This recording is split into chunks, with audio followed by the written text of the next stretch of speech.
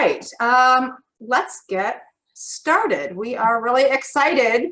I'm Katya Fell-Smith. I'm the founder and CEO of the Full Frame Initiative, and we are thrilled to be with so many of you today. And just to get us started, I'm going to turn it over to my colleague, Tanya Tucker, who's going to open us up and give us some housekeeping, and off we go. Absolutely. Thanks, Tanya. Thank you, Katya. Welcome, everyone. We're thrilled that you're joining us. Today, I'm Tanya Tucker, and I'm the Chief of National Partnerships and Outreach at the Full Frame Initiative. Thank you for joining us for our webinar today, The Transformational Power of Starting with Wellbeing. We are thrilled that you all are interested in this initial step and really exploring the question, what would it look like if we fundamentally shifted our focus from fixing problems to actually fostering well-being, the needs and experiences essential for health and hope? And you are joined by along with a broad and diverse group of participants today from around the country, representing nonprofit organizations, philanthropy, public agencies and systems, research, education, and really spanning lots of different issue areas and disciplines. And I really think the diversity of this group really speaks to the universality of well-being. And at the end of the day, this is about all of us. So we're thrilled you're all here with us. So just a couple of housekeeping details that'll help us as we move through the webinar today. This webinar is being recorded, and that recording will be posted on FFI's website as well as our YouTube channel. So look for that afterwards. We will leave time at the end of the webinar for a Q&A session, but we do encourage you throughout the webinar to post your questions using the Q&A button that should appear at the bottom of your screen. So we'll be monitoring that throughout the webinar, and when we get to the Q&A portion, we will certainly get to as many of your questions as we possibly can. And then there'll also be a couple of times throughout the webinar where we'll pause just for a few minutes to actually collect some of your thoughts, reflections using the chat button, which you'll also find at the bottom of your screen. So thanks again for joining us, and let's get to the meat of why you all are here, and I'll turn it back over to Katya. Katya? Unmuting. Thanks, Tanya. So I think, you know, at the Full Frame Initiative, a lot of what we know is really important about us as both as individuals and in collective is stories. And so I really encourage everybody, as you're listening to and participating in the webinar, to think about this work, not just in terms of sort of the work that you do in communities, with colleagues, with neighbors, with folks who may be facing challenges, but also about how what I'm going to share with you today applies to yourself and your own life. I know it certainly applies to mine. 25 years ago, I was running a shelter, a homeless shelter in Massachusetts. And in the 15 years thereafter, I worked alongside women who were facing homelessness, addiction, poverty, a real host of other challenges, and who were also really amazing cooks and comedians and there was a dog trainer and people that were a whole lot more than just the fact that at that particular time they were living often on the streets. They were full, deeply, deeply human people. And together we worked to help them, me, all of us, and a lot of other women at what I call the deep end of the deep end to really overcome systemic barriers. And move forward in ways that would last. Part of what we had all experienced and witnessed was the potential for progress to be incredibly short-lived, for getting housing and falling back. And perhaps that's a cycle that some of you know personally, and that some of you know in terms of the work that you do. And FFI was founded in 2009 to move upstream from that direct community work. To really try and address these systemic barriers that were often undermining the progress that at that point women that I had worked with, and now we work much, much more broadly, overcome the systemic barriers that they were facing. And to really help them deal with what one woman whom I got to know really, really well called the system that was particularly designed for her to fail. And that is not because I had designed a system or a program for her to fail, or that the systems that were out there were staffed by people who were trying to get somebody to fail.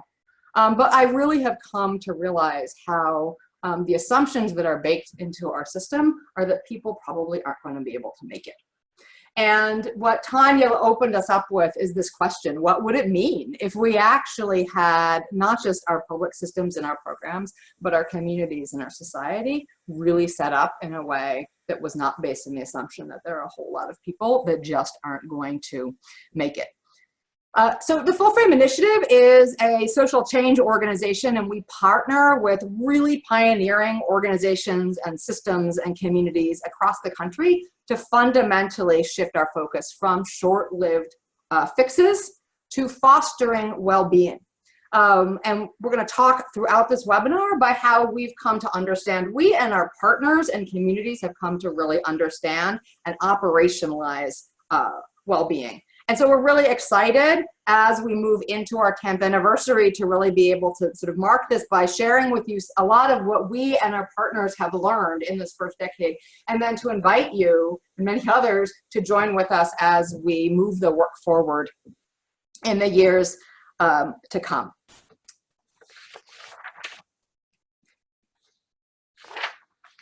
Let's see if I can make this move. There we go. So I'm going to start with this map, and just with the observation that this is called the upside down world map because for many of us it looks upside down, and in fact it is no more upside down than the map that we are used to seeing. That I grew up being told, essentially, and perhaps most of you grew up being told, that this is upside down. And from that flow a whole bunch of assumptions in the way that we navigate and the way that we sort of move around the world, and a whole bunch of our systems for navigation are based on the assumption that actually the map should go the other way up. And there are also a whole lot of embedded assumptions about what it means to be sort of on the top of the map and what it means to be at the bottom of the map that are also really important. The point I want us to hold on to from this visual that I'll keep coming back to is the power of the narratives that we are given about what the correct way of looking at something is. And even when we are shown and told that this is no more wrong or right than if it were flipped 180 degrees, it's still really hard for our brains to hold on to that. And this still feels funny.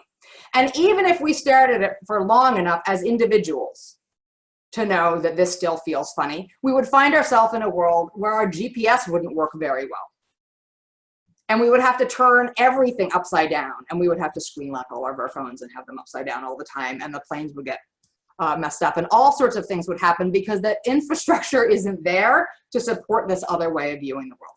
And what we're going to share with you today is a way of viewing the world that may kind of turn the world a little bit upside down, but upside down in a way that shows that there is a really different way of understanding what's going on and their implications for how we structure things and how we interact with each other.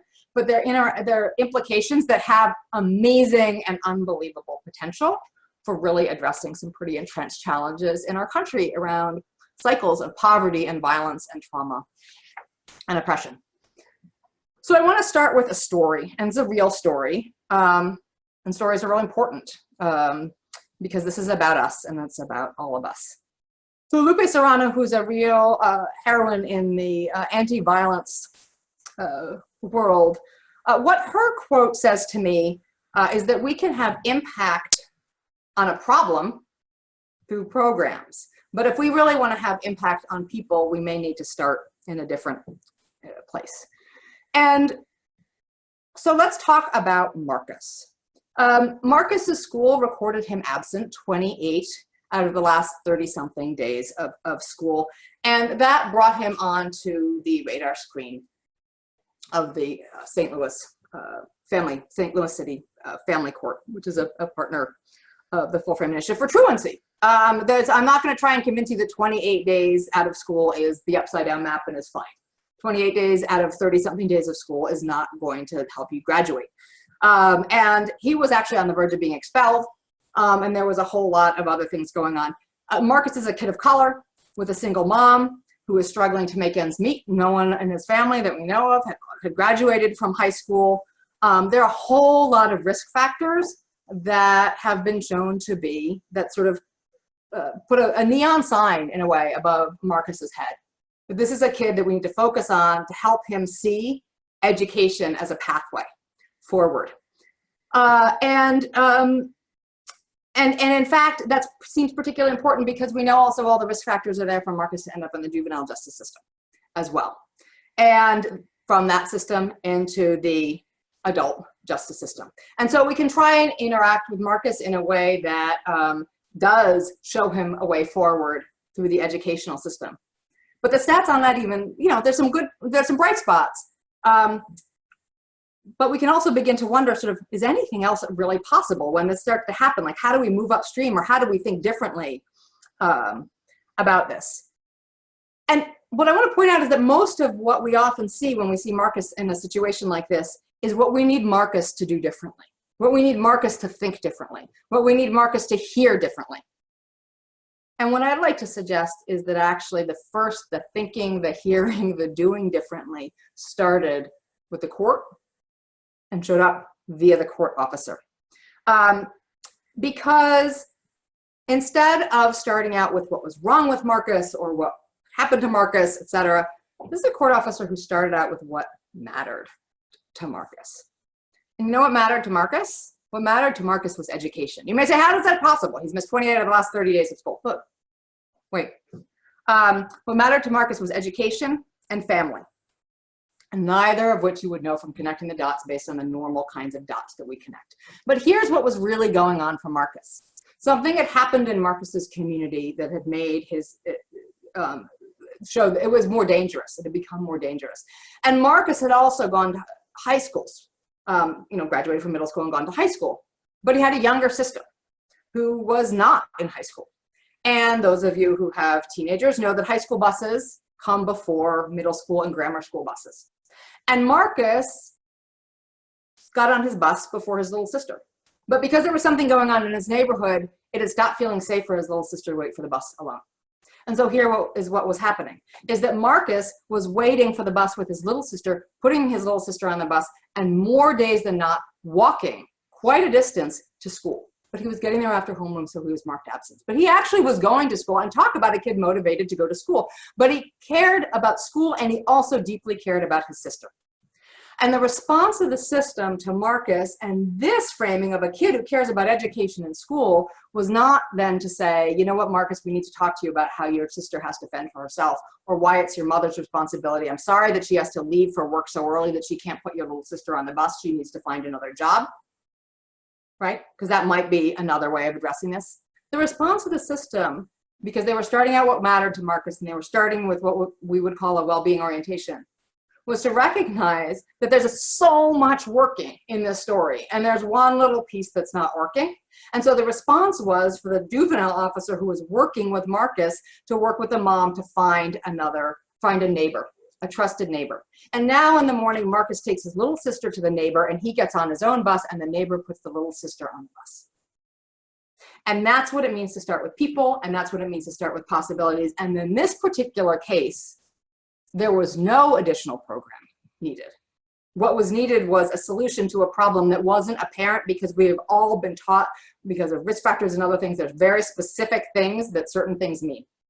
And really opening up our eyes to the fact that we're always talking about people and possibilities takes us to a fundamentally different place.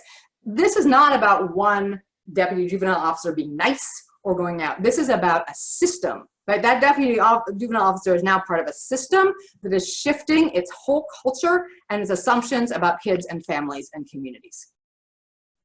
Because assumptions really, really matter. And we all operate under a set of assumptions all the time. And some are really directly based on our own experience. Some, like the map, are based on what everybody has told us for a whole long time. Some are seeds that are planted by all the social messages we get, not just social media, but just media in general. And all of our confirmation bias about all the ways the world works and the ways that we make sense of the world. And these assumptions are like the instruction manual for all of us around how we connect the dots that we find around us, and what's a dot and what's just noise. And coming up with starting to use a different instruction manual is difficult, but it's possible. On the left are a few examples of kind of assumptions that we think are based into our country's dominant response to poverty and violence and oppression and other really wicked and meshed issues. And I will just acknowledge that a lot of the work that I did for 15 years kind of was based in this model. And then I probably, like many of you, spent a lot of time trying to operate differently in programs and systems that had at their root the idea that actually what we're talking about are things that make people inherently different from us. That things, issues and problems are discrete, and we identify an issue and program, issue, program, issue, program, issue, program. That change adds up because we add up programs. And that when people backslide, it's because, right, we help people make progress, but if they can't sustain it, it's because they weren't serious about it, it was too hard, or they had really, really bad luck. But not sustaining change is really about individual sort of willpower. And on the right is the upside down world. Not like Stranger Things, just the upside down world, like the upside down map. And these are really different, right? So with Marcus, we were starting out with the assumption that Marcus was actually more like most teenagers, actually, than not. That he had family and school and obligations, and he wasn't, there was a whole bunch of things that he's juggling, and that life is really messy. And it's not about one problem, one program, and solving things really neatly, et cetera, et cetera. And that things move forward with gains and losses, but that we have to start with the assumption that there's something that's working. And we don't always see it, but it's worth spending time finding out what it is. And through this webinar, we'll be exploring what it actually means in the next 45 minutes or so, what it means to actually dig in to this right-hand side of your screen, and how we actually bring that to life, not just as rogue practitioners who are trying to do something different in our communities and with people that we care about, but actually what would it actually mean if this were the dominant force that was moving things forward. And we'll be exploring a couple of things as we go through that, which I just want to name and put out there. Sometimes when we intend to help, we can create some harms, right? As on the left-hand side, if we had ended up putting Marcus in a whole bunch of programs, we can change that. I'm confident that many of us on this webinar have been trying to subvert some of the model on the left-hand side, and we really want to hear from you, and we really want to be partners with you. We also believe that systems can alleviate trauma, and they really can add to trauma, and that we have to own that. And also that we can be trauma-informed and strengths-based and a lot of the things that are really important, and still operate from a set of assumptions about people are different and their problems are not messy. The problems are messy, but the solutions are neat, and all the other stuff on the left. And so this is a pretty profound shift that we are inviting you to take with us. So how do we begin to do it? How do we get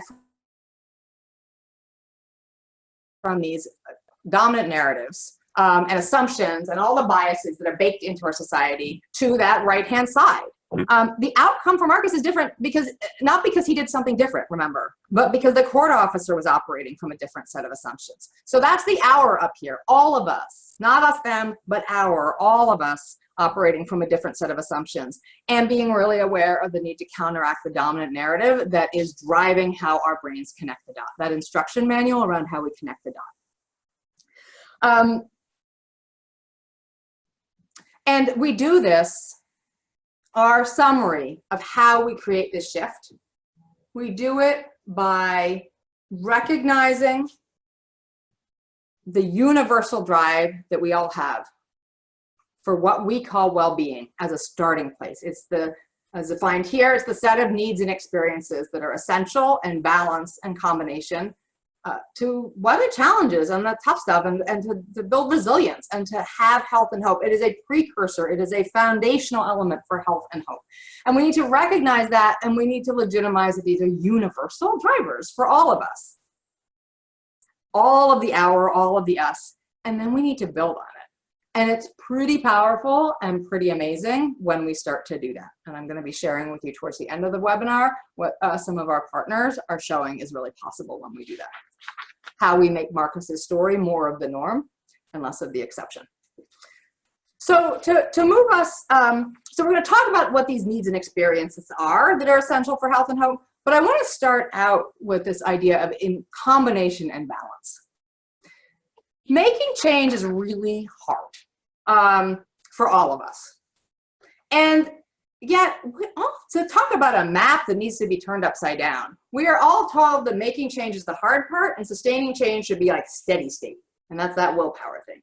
And we would like to suggest that actually as hard as making change is, sustaining change for most of us, most of the time, is even harder. When we're making a decision or a change, we are balancing trade-offs.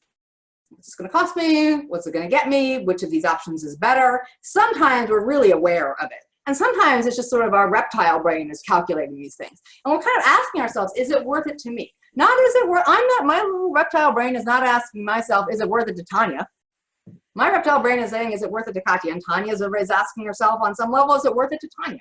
And each of you is sort of saying, is it worth it to me? And maybe is it worth it to the people, and me in the context of the people in my family and the people that I care about. And that's really, really powerful, and it's operating all the time. And we make change when we think those trade-offs are going to be worth it. When we think it's going to be worth it to me, I'll trade. And we sustain change when they actually are worth it. And of course, we can't anticipate all the changes, and there's a whole lot we can talk about we aren't really good at anticipating changes, right? But what that means is that when people are doing things that seem really illogical to us, they're making choices that don't seem right, like Marcus skipping all this school when he'd been doing well in school, or the person that won't leave a relationship that seems really dangerous. It may not be anything about how motivated they are. It may have a whole lot to do with the trade-offs not being worth it. We can be incredibly motivated to make change, and yet the trade-offs are too big. Marcus was motivated to start going back to school, but not if it was going to compromise the safety of his sister. And so what needed to happen for Marcus was to figure out a way to make it more worth it for him to do the thing that he was already motivated to do. And what this also means is that really different people can weigh trade-offs in the same scenario really differently, and we can come to really different conclusions. But for those of us that are in or working with systems and programs and services, this whole dynamic gets really amplified a lot. And we tend to focus on just the making change part of it. When I was running a community support and community for women who are homeless or in crisis, I got to tell you that there's a whole lot of times that we did a lot of cheerleading about getting housing and all the great things that were going to happen when you got housing. And then early on, if that housing didn't last, we were sort of all surprised. And I feel really, bad and chagrined and slightly embarrassed about that now, because what's really clear is, 20 years later, that a lot of the times the housing wasn't lasting because we hadn't done any conversations with folks about the trade-offs that they might be encountering, right? Like, maybe you're going to move into housing. That is fantastic. And wow, you've got a whole community here. You've got a whole lot of friends here. How can we support you in staying connected to them? Because that's really important. And sometimes people get lonely when they move into housing after being on the streets for a long time. And sometimes it can be scary. And sometimes other things can happen. And that's just one example of how we can think ahead with folks about trade-offs. And we can talk more about that in the Q&A about sort of what that looks like if people are interested in that. But one of the big takeaways that and the ways of sort of thinking differently and turning the map upside down really is on this slide. It's this idea that when people aren't making change or aren't making change that's going to last, or that change backslides, it may be because the trade-offs were too big, not because they weren't motivated. And so really understanding and really hearing them about trade-offs is incredibly important. And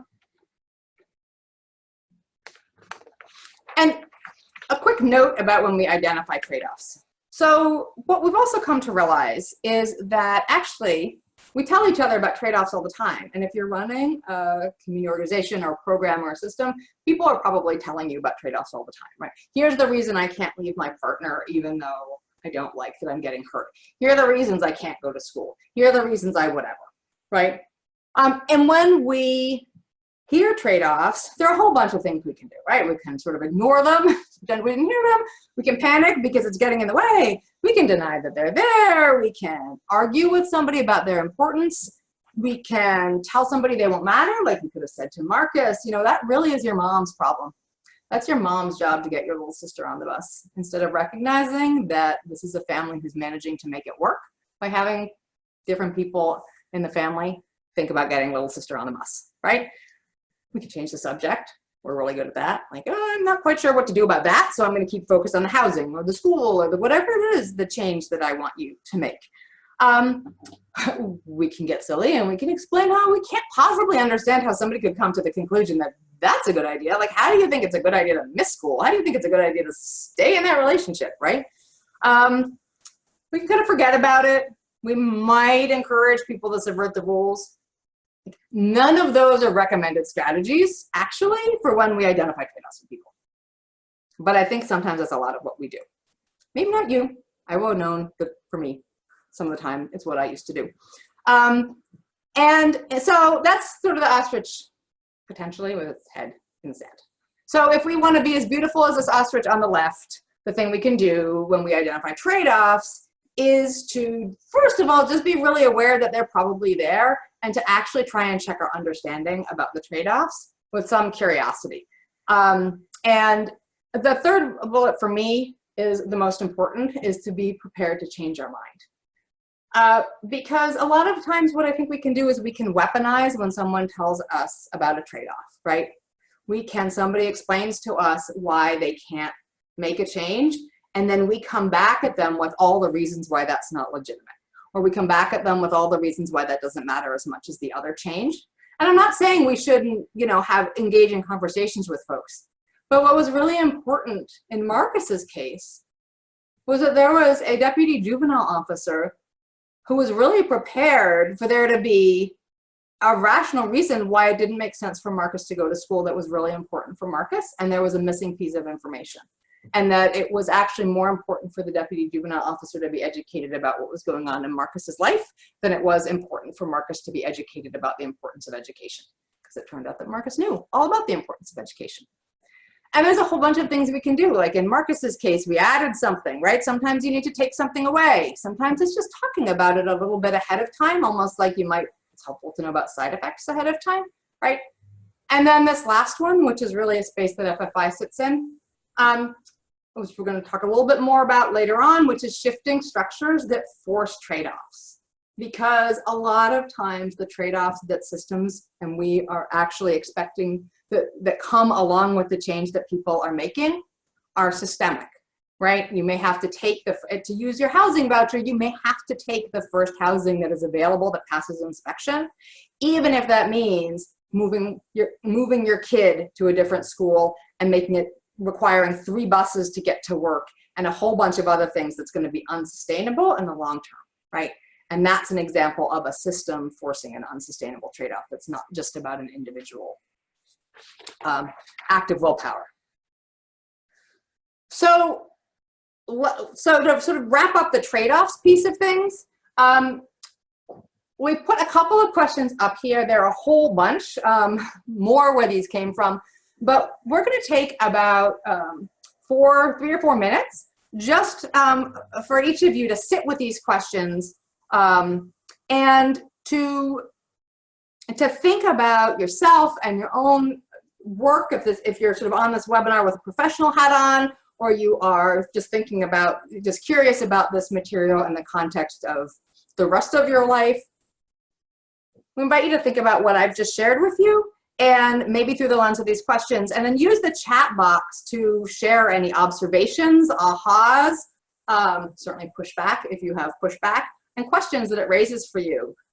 Or if you have, if this sort of surfaces for you, for example, you know, do we push people to make changes even when they've identified significant trade-offs? We just invite you to reflect for a few minutes on this and use the chat box, and we'll share some of those with you and then come back.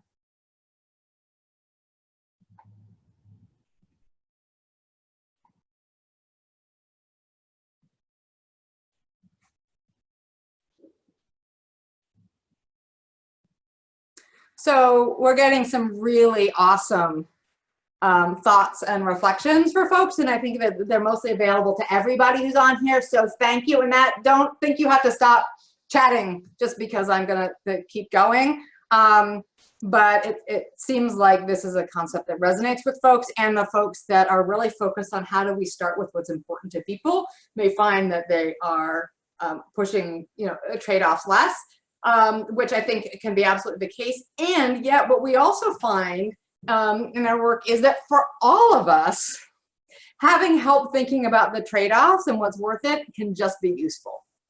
And that we can, that's part of sort of not getting blinded by our motivation, but actually help us be better prepared for kind of all the buffeting forces that come along, right?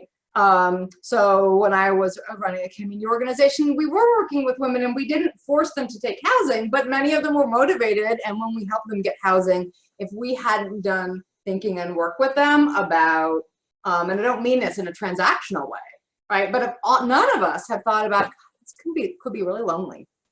And that matters just as much, and I'm about to get to why that matters just as much, that we may not have been helping as much as we could have.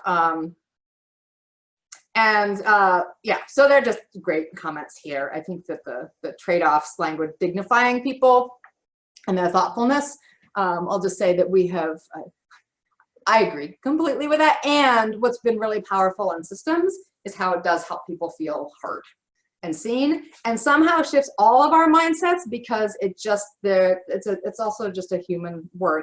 And part of what I want to, again, for what I have found powerful about this way of thinking and working is it's not about them. This is not a framework that's about any thems, any of the way that we define them. This is about me.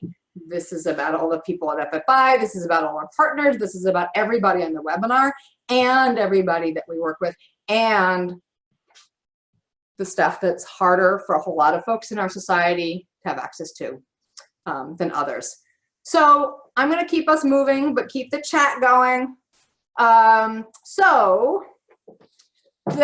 back to that definition of well-being as the set of needs and experiences essential in combination to weather challenges and have health and hope. So that's a little bit about the in combination, at least the imbalance part of it. So let's talk about what these set of universal needs and experiences are. And what we've found, and there's a lot of research and there's a lot of evidence behind this, is that there are 5 primary needs and experiences that we are hardwired by tens of thousands of years of evolution to seek. And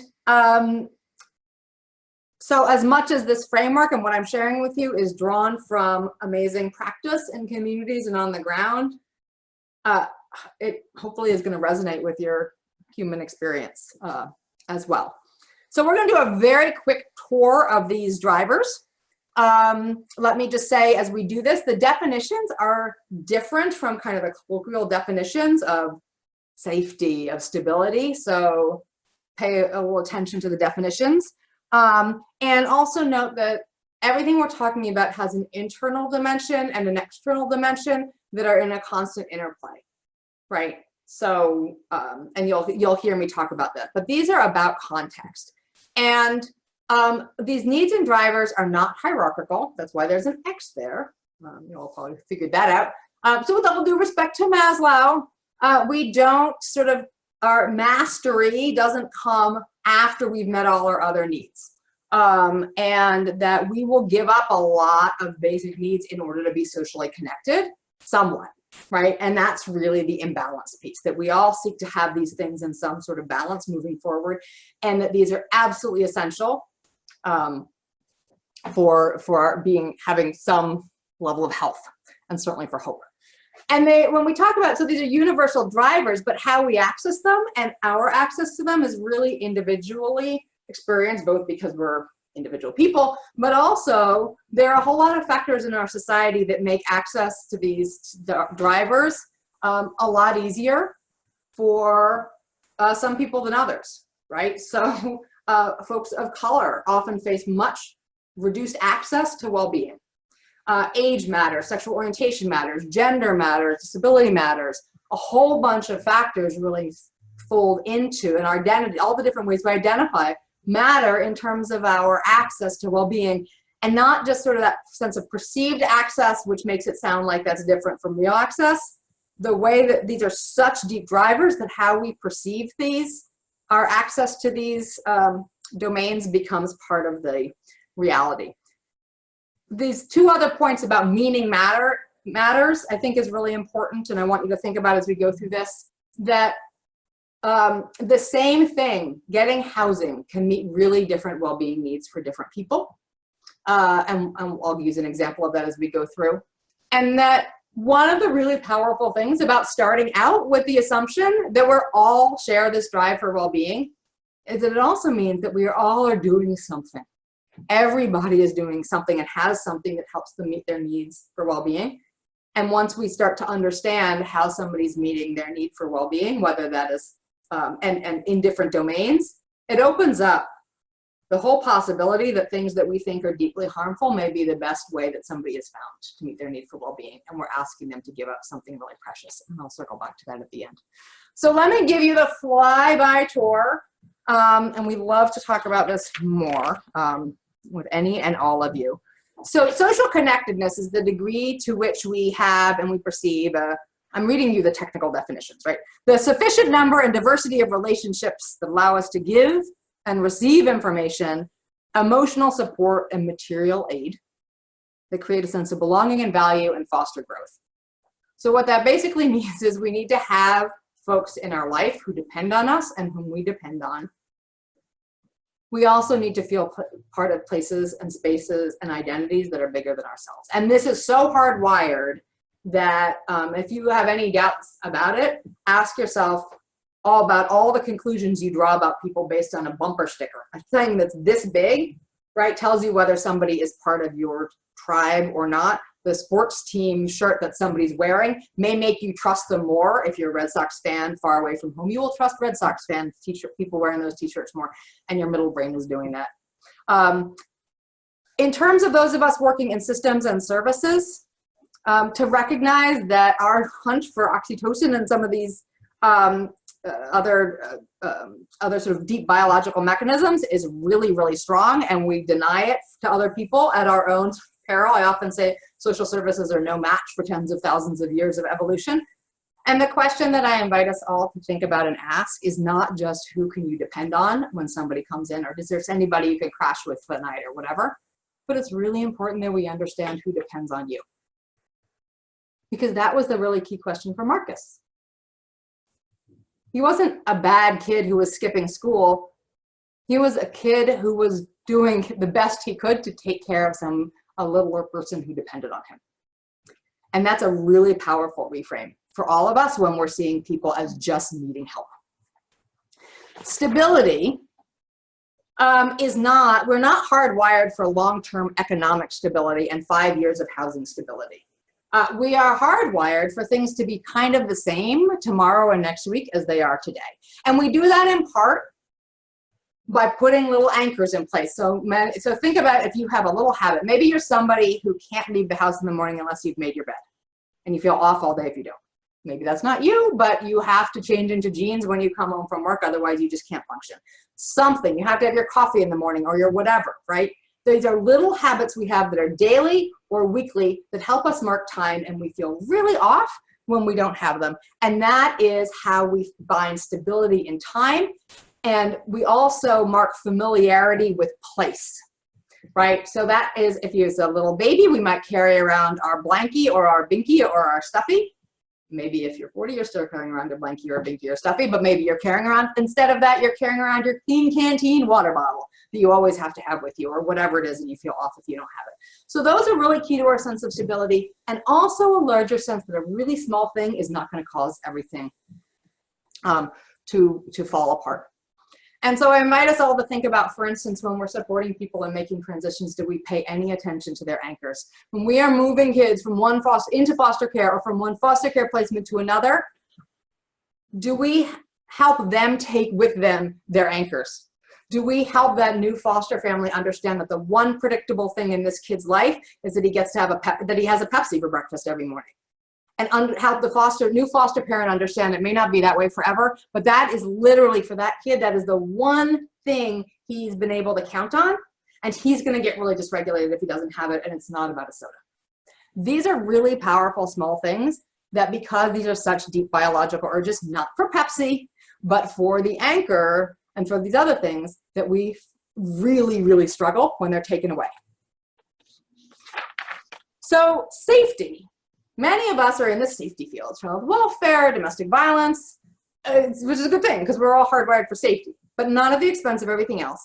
And your definition of safety is not how my biology reacts to safety.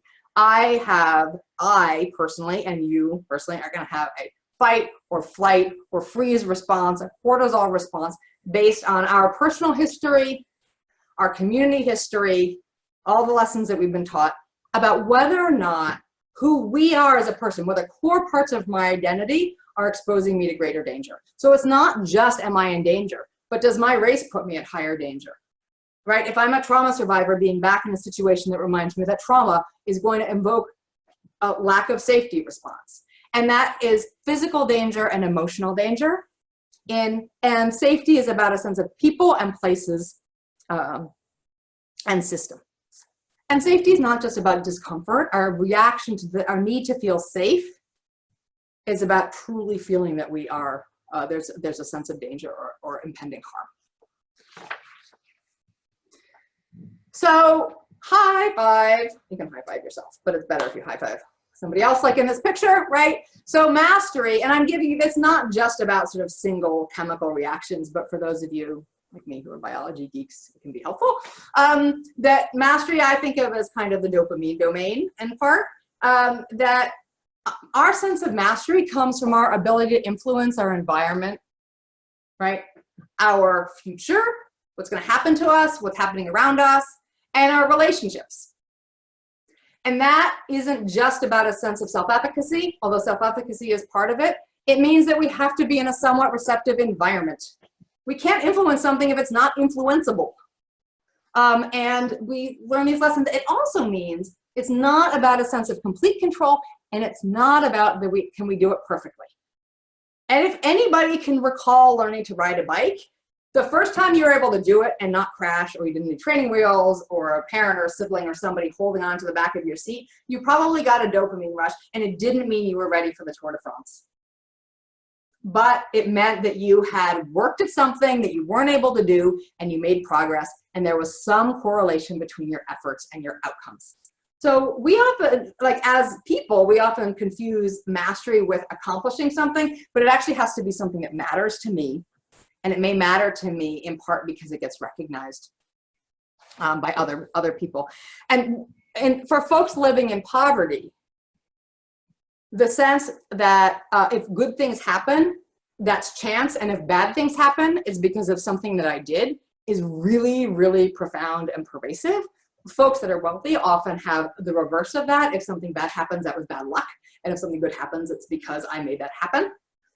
And that is sort of an accumulated sense of global mastery, and that helping people reconnect with that, and taking seriously the places that people experience mastery in the sense that they matter is incredibly important for helping people move backwards. And we really better make sure we're really careful if we're asking people to trade those off. And so asking people, tell me something that you're proud of, right? No matter how small, can be, you know, that, and being really open and to somebody saying, I actually managed to knit a hat and it fit. I managed to grow a tomato after 3 years of trying and having them get eaten by something else, right? I managed to learn to ride a bike when I was 40. Whatever it is, it doesn't have to be the hugest thing in the world. Helps us see a whole person and not just a problem, and also signals to somebody that we think that they are more than their problem. And the fifth domain, which I always feel badly for because we often do it last, but it's not the least, is meaningful access to relevant resources, which is not the same, is not a fancy way of saying people need services. Services sometimes may be the way that people get access to resources, but the resources are things like food and shelter and clothing and other things, right? And this is the degree to which we can meet our needs that are particularly important for our situation in ways that aren't really difficult, that aren't dangerous, or degrading. And I was always taught that access was about usually geography and language, and maybe sort of physical disability, like a wheelchair accessible, etc. Maybe Braille and other things, right? But actually, we are so hardwired to avoid shame that if using my EBT card at for my SNAP benefits at a store that looks like it's really close on the map makes me feel shamed, I'm probably not going to get food there. It's going to be really hard for me to get food in my house, even if Child Protective Services, one of the conditions is to make sure that I always have food in my house, so that I'm nourishing my kids. And so our sense of what meaningful access is also really, really personal. And it's also driven by what's around us and our personal history. So different people are going to identify what's meaningful to them differently. The Full Frame Initiative's name comes from a filmmaking term. Full frame is about to show a character or a person fully. You have to really pull the lens all the way back right? Like walking back to your office. But actually, we had a full frame view. You wouldn't just see my talking head, and you wouldn't even just follow me around with the camera. Not that anybody wants a full frame documentary about me, but you wouldn't do that. You would have a camera that was also pulled back and sometimes was taking in scenes that the main character is not even in or around, to understand how that person shapes and is shaped by their environment. And that's a really key part of full frame. And I mentioned this earlier around the assets and the judgments. And one of the final thing I want to say about these 5 domains of well-being before I talk briefly about what we can do with them, specifically in the structural changes, is that the way each of us meets our needs in these domains, as it says here, are our assets. Those are our assets, and that doesn't mean that they have to be seen by everybody as assets. So the reason that we have some problematic things on here are that these are examples of where somebody's way of meeting their needs in a specific domain is seen by somebody else as a challenge. So a child welfare example is someone in a domestic violence situation who's quite clear that her partner who's not with her, if he violates the restraining order and he comes, he may kill her before the police get there. And so she's keeping a unlocked and loaded gun on the shelf in the coat closet near the front door. And to the Child Protective Services, that unlocked loaded gun is a huge threat to safety of the family. And to the mother, that is the biggest asset she has to preserve the safety of her family. And just sitting in that space and understanding that just how different those viewpoints are. The world is upside down in the view, right? Allows us to actually appreciate the magnitude, first of all, the magnitude of the change we're asking somebody to make, and to understand why just telling somebody you can't have that gun isn't going to work. She's going to hide it somewhere else. And so what we have to do is to think really creatively with her around that's not going to work, and what's another way that we can think about. I hear you about how unsafe this situation is, and I'm probably not going to try and convince you that the police are going to be able to respond faster. So what's another way we can think about safety, or what's a way that we can store the gun that's going to give you the access you want but not expose your children to that kind of danger? And that's a really, really different kind of conversation to have with people that doesn't start out by our trying to educate somebody about how unsafe a gun is or how much harm a gun can do. Because you know what? That mother knows exactly what a gun can do, and that's why she has it there. And these are tricky, sticky conversations, right? But these are the conversations that I bet many of you are already having, but you don't have a name for it, and you don't have a framework for it, and maybe you're doing it outside of the bounds of kind of the way that you often operate. And this is about how do we actually structure things so that this is what's not just expected of us, but this is how we expect what's expected of each other. So we're going to take a couple of minutes. I'm just going to put these questions up. We loved just seeing all the chats from the trade-off. So here are a couple of questions just about the 5 domains of well-being.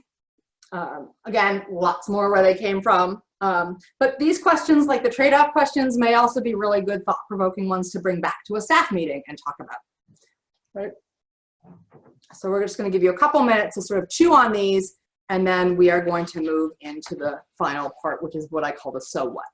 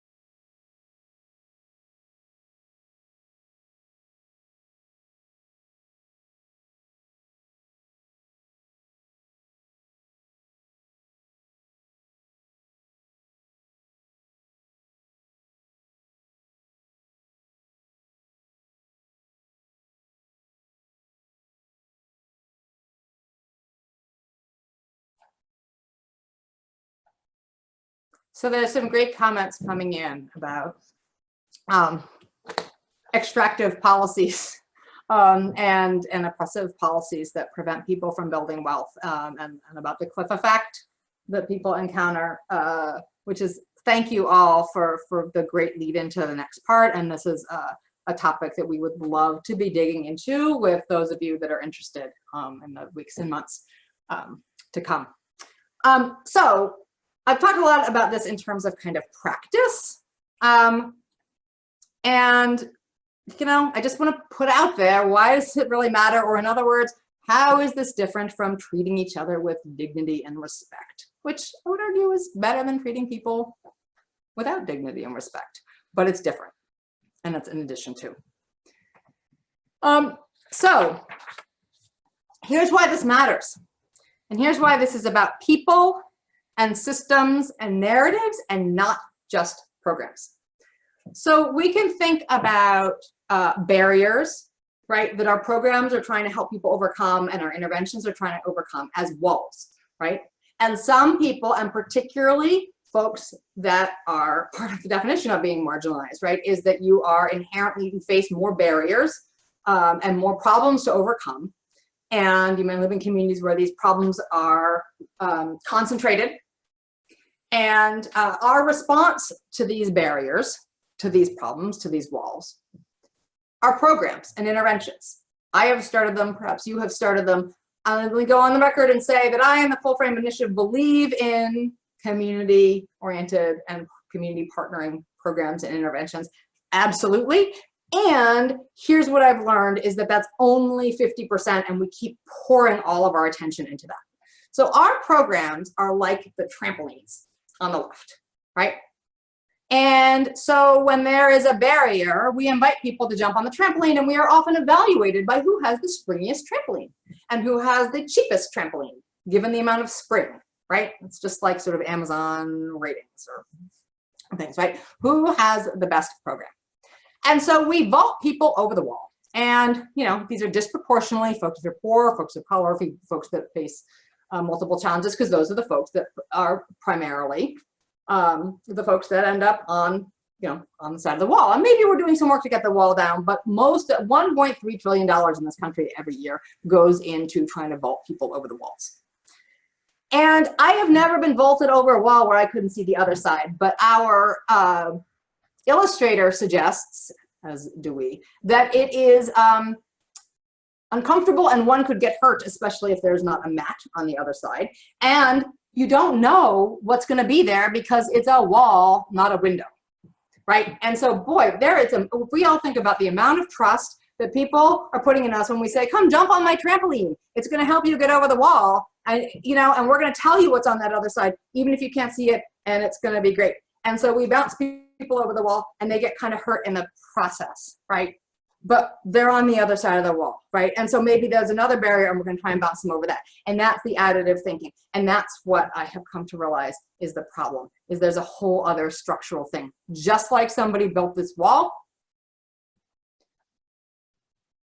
there are these chutes. They're like rip ties or pneumonic tubes. These are trade-offs. These are the trade-off chutes. Many of you have heard, and somebody even asked a question about the benefits cliff. That is an example of a trade-off chute, but they are everywhere. They are in the, when we require people in order to remit, you know, when we're in a system that basically says if there's any domestic violence, you have to leave out of your community, right? And leave behind everything. You have to take the first available housing. You have to do these things. These are often well-intended policies. And what we're not looking at is the fact that the change that we are asking people to make, for the most part, is unsustainable for them. This is what my friend at the community program meant when she said the system is designed for us to fail. And I, and maybe you, have been taught to only focus on that trampoline. And are we doing a good job getting people over the wall? Right? And so what that means is that more than 50% of the folks that leave poverty end up back in poverty. And the longer you've been in poverty, the worse those odds are. And if you're a person of color, right, your odds are even worse. And if you've been in poverty for 7 or more years, the chances that you're going to get out are 1 in 8. What if instead of trying to just keep springing people over the wall, what if we made those trade-off chutes smaller? What if we even eliminated them? And what if we thought differently about who needs to be bumped over those walls and how we're going to do that? That's what a well-being orientation is. And here's why it's important for equity. Not only are the people that are on the left side of the wall, particularly, primarily folks of color, disproportionately folks of color, and folks facing disability, and folks that aren't cis, white, middle class folks. These are, every time you go through that trade-off chute, you're a little more bruised, you're a little more suspicious, you are not back at square one. You are back at square -1. And so this, to us, is the cycle of poverty and violence and oppression, and how I, and maybe all of us, in some sense, even as we're helping, we may be contributing to it. And I don't say that to sort of make us all feel terrible, but because there's a huge opportunity here to actually do something incredibly different and incredibly powerful that is about how we actually break these cycles. And we do that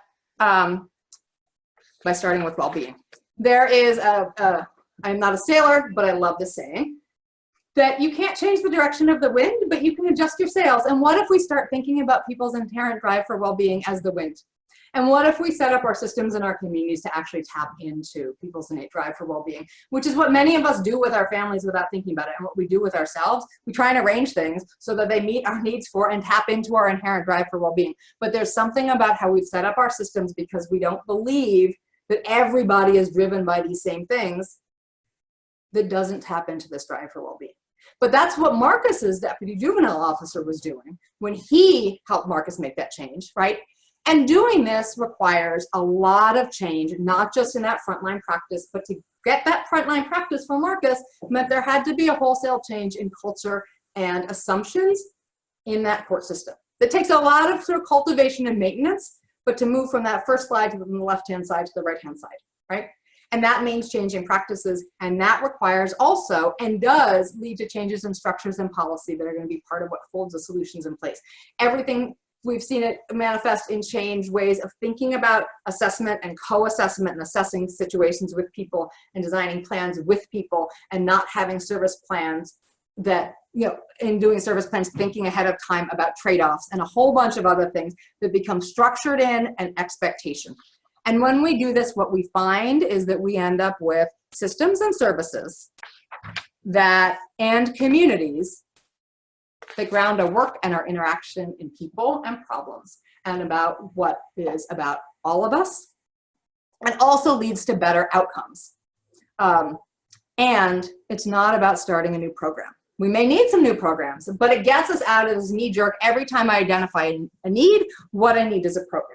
It's every time I identify a need, what I need to do is to start asking some questions about whether or not this need is part of the trade-offs that have been created by addressing other needs, and whether or not this need is actually the most important thing for this person, or to this community.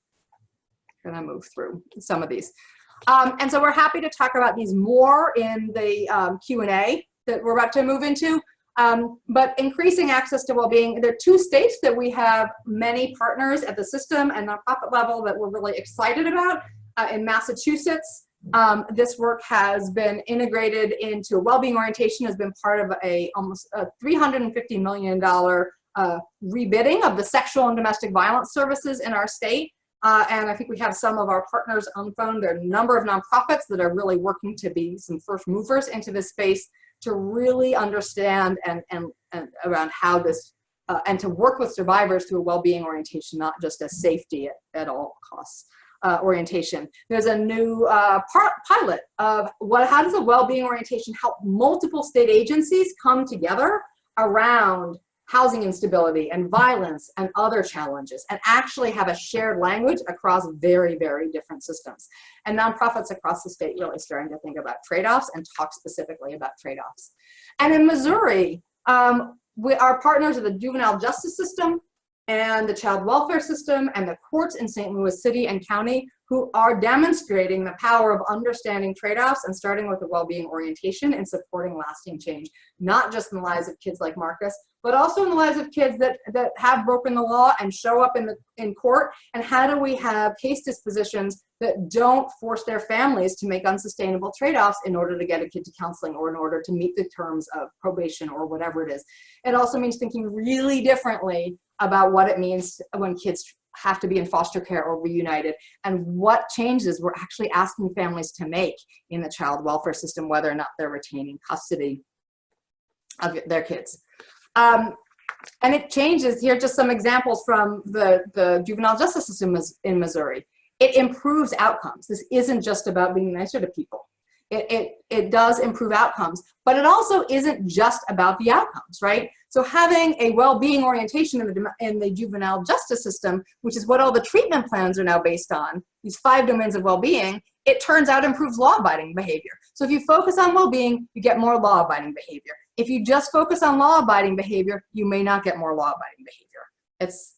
The world is upside down, and it turns out it may work better that way.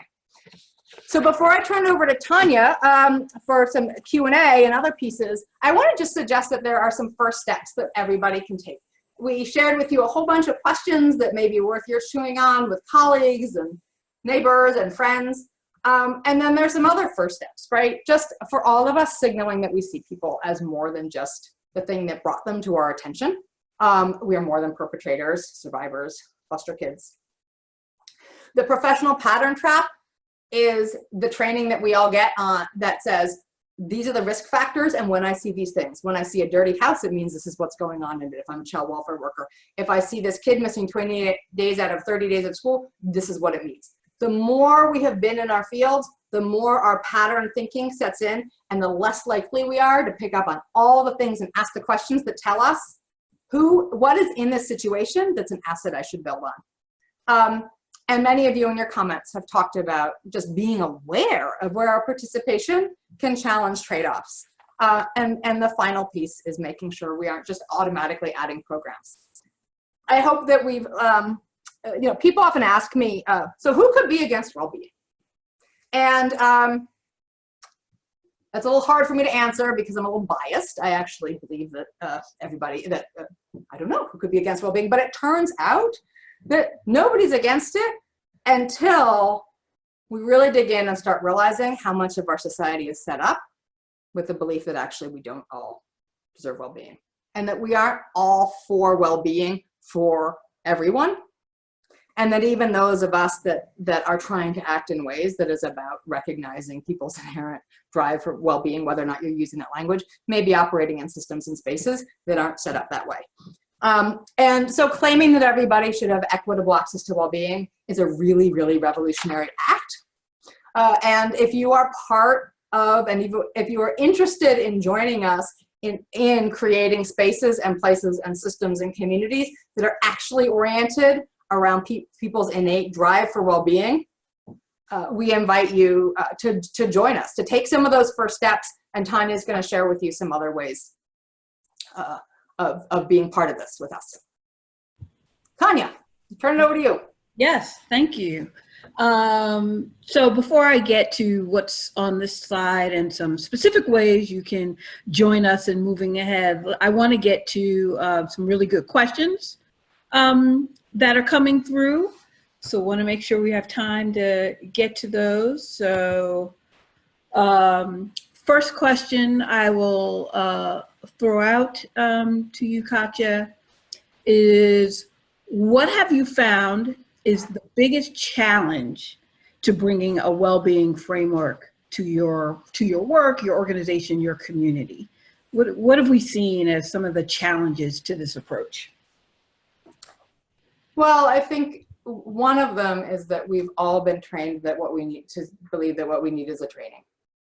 And a training matters, right? But this is not a 1-hour webinar and then you're done. This is a journey, right? Because it's about turning the map upside down. It's about moving from that, really changing the assumptions and changing the narrative, which doesn't mean there aren't first steps we can take.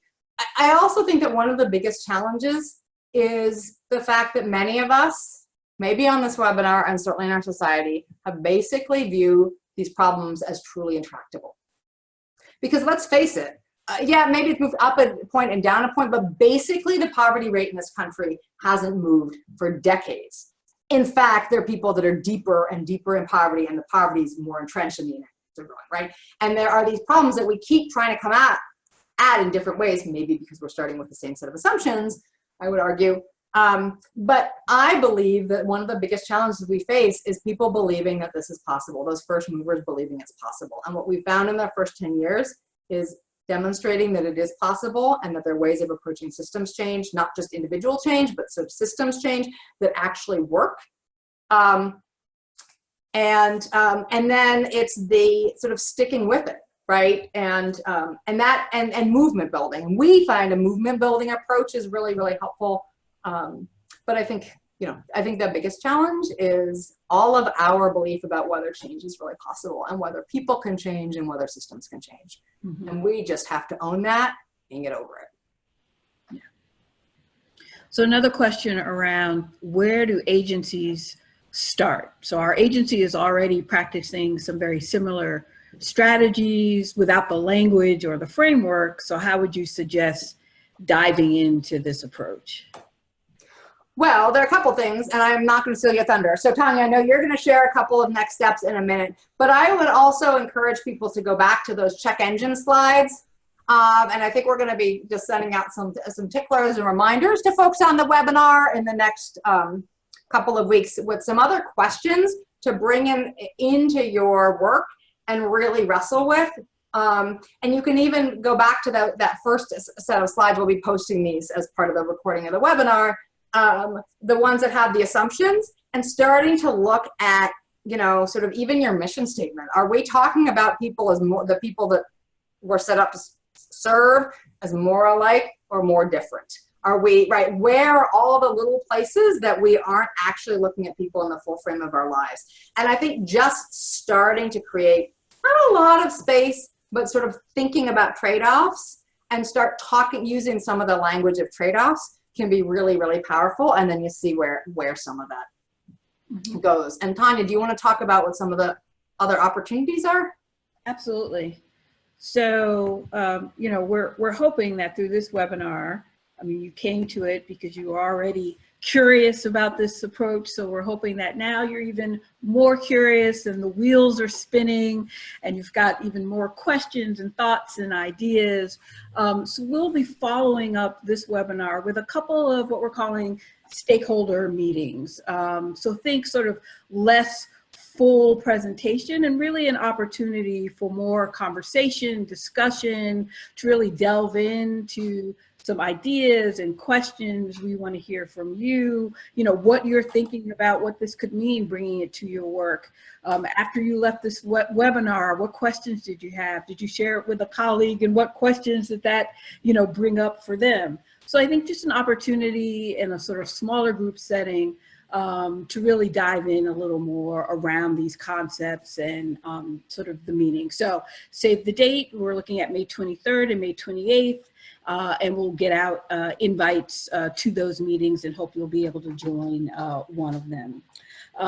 We also will have new resources and tools, and we have one coming up actually very soon, about to be released, from safety planning to well-being planning, a toolkit for change. And this is really designed for sexual and domestic violence field, and really to help advocates and practitioners change and sort of shift how they support survivors of violence. So be on the lookout for that, as well as other resources and tools that will get out throughout the year. We'd love for you to read and share our FFI e-newsletter. So all of you have been signed up for our newsletter as part of your registration for this webinar. You certainly can opt out, but why would you? The newsletter not only is a great way to kind of stay up to date on our work and our work with our partners, but we also curate news, information, insights from others that really demonstrate why well-being matters. So would love for you to read that and encourage others to sign up for the newsletter. And then the only other point I'll make, and Katja mentioned this a bit, and I think, you know, throughout the webinar, you've heard, join us, join us, join us. We will be looking for additional partners for this work, and are at the stage where we're thinking and building the strategy for that. So while we're not at a place of actually making partner decisions, but even if this one webinar has kind of piqued your interest in being a potential partner, or you have questions or think of others that could make wonderful partners for us, I really invite you to reach out to me with questions and really help us think about and think through, you know, what our partnership strategy can look like going forward. And I think all of this really is an effort and large invite to join us in something that we think is big and bold and new, and take these next steps with us to really spur this broader movement around well-being.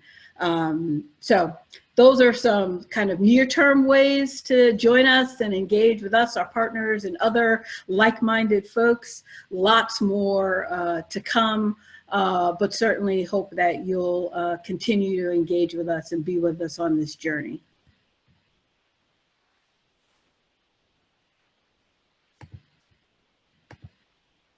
So I want to, I think we have just a few minutes, and there were a couple other questions that I want to make sure I get back to. This approach seems highly individualized in an effort to really understand the genuine and complex trade-offs a particular person is weighing in their life. Does that individual focus sometimes make it harder to see systems level trade-offs? So that's a great question. Thank you, Tanya. Before I answer that question, I want to point out that we made it almost all the way to the end of our slide presentation without a typo, which I won't. But the second to last line on the last slide has a typo, which actually matters. Tanya's email address is missing an A. It's tanya@fullframeinitiative.org, not TAN. So reach out to her, preferably at the correct email address. And if she'd love to hear from you, I'd love to hear from you. So we've talked about this sort of from the viewpoint of how this feels for an individual.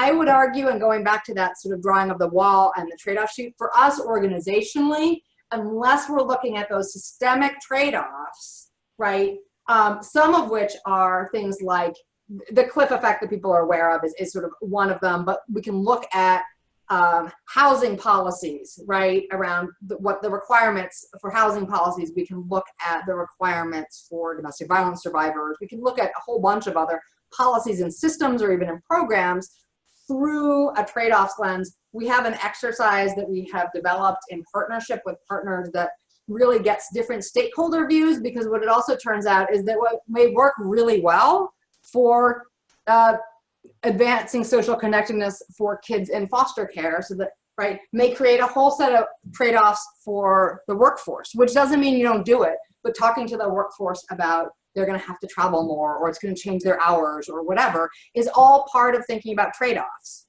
right, for everybody, and well-being for everybody. So that might be, so these kinds of questions also help us think about whether there are other workshops or webinars that we could do, and learning, and if these are things you're interested in sort of piloting, where there may be ways that we can pilot and develop some of them more with you. But that systemic piece is incredibly important.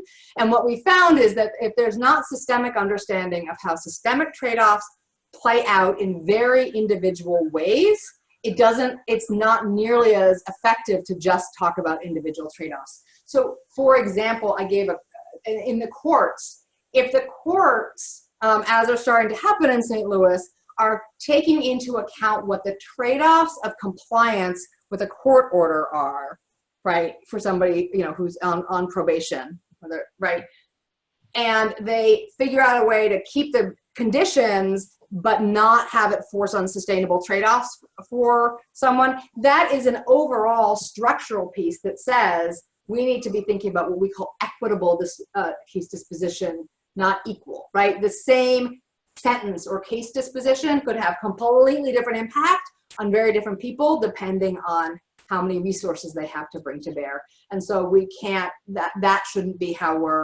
that shouldn't be, that needs to be taken into consideration.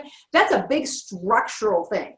How the individual trade-offs that then are identified in a recommendation to the court around a case disposition or sentencing will be really different for a different case, for a different family, for a different person who has committed a crime and is found guilty. But structurally, there has to be a change that says this actually is the practice that we are going to, from the beginning when we start interacting with someone, these are the kinds of things that we're going to consider. It's not about going easier on people. It's actually about making it so that the consequences are proportionate to the crime in that particular case.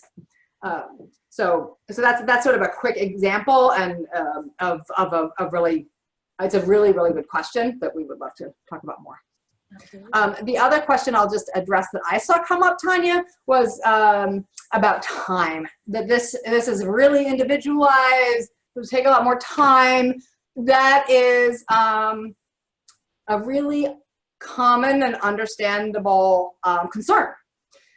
And I guess I would argue that, yeah, if you are trying, first of all, if you are trying to operate in the upside down, when all the structures around you and the policies and your supervisor and everybody else is reading from the map the other way, right, in your GPS, yeah, it's going to take more time because you're going to have to keep standing on your head, right? But if you are in a system and an ecosystem and part of a demonstration partnership that is really building a culture and structures that really say, we're going to turn the map upside down, we're going to orient around well-being. Well, our partners are finding that once there's sort of some of that initial, talk about mastery, right? Like it can be a little clunky at first and take a lot of coaching and a lot of, support and culture change, but that it often is faster because you're getting at what really matters to people. They are joining with you even in these systems that are inherently coercive, like child welfare, like court systems, et cetera, that people are active participants in making their lives better. And because people want to, are driven to meet their needs for well-being, and that people see themselves reflected and their whole selves reflected in this work. There are places that it may take a little bit longer, but we are finding that it actually ends up overall seeming to take about the same amount of time or less. There's more sort of specifics, data gathering that we're interested in doing, but this is what we have been hearing again and again and seeing again and again, which is really cool. And these folk recognizing we're all driven to meet our needs in these 5 domains of well-being does something I call tame the infinite. This is not about like broad, like everything for everybody and all the why of everything. There's something really helpful for our minds and structures when we basically say, yeah, essentially we're talking about how do you meet your needs and what are your challenges in around 5 things, right? And let's talk about that. And when you are doing something, when you are shoplifting or when you are not following the court order or when you are getting housing and when you're seeking housing or whatever it is, it's driven by one of these 5 things. And that helps us organize this into something that is not huge and everything and going incredibly deep on everything. It means really, this is a way of us understanding people in the full frame of their lives as individual, but all driven by these 5 things, which are totally common across everybody in the program. Thanks, Katja. Well, thanks to all of you all for joining us today. You will receive a really brief survey. We'd love for you to take just a few minutes. Tell us what you thought of the webinar, what more questions you have. It really will help us strengthen what we do, figure out what to offer next. I started with this really is about all of us, and we hope that you'll continue to take this journey with us and join with us and learn with us and really help us take sort of the next steps with this work. So thank you all so much for taking time to join us, and please enjoy the rest of your day. Thanks so much. Thanks, everybody.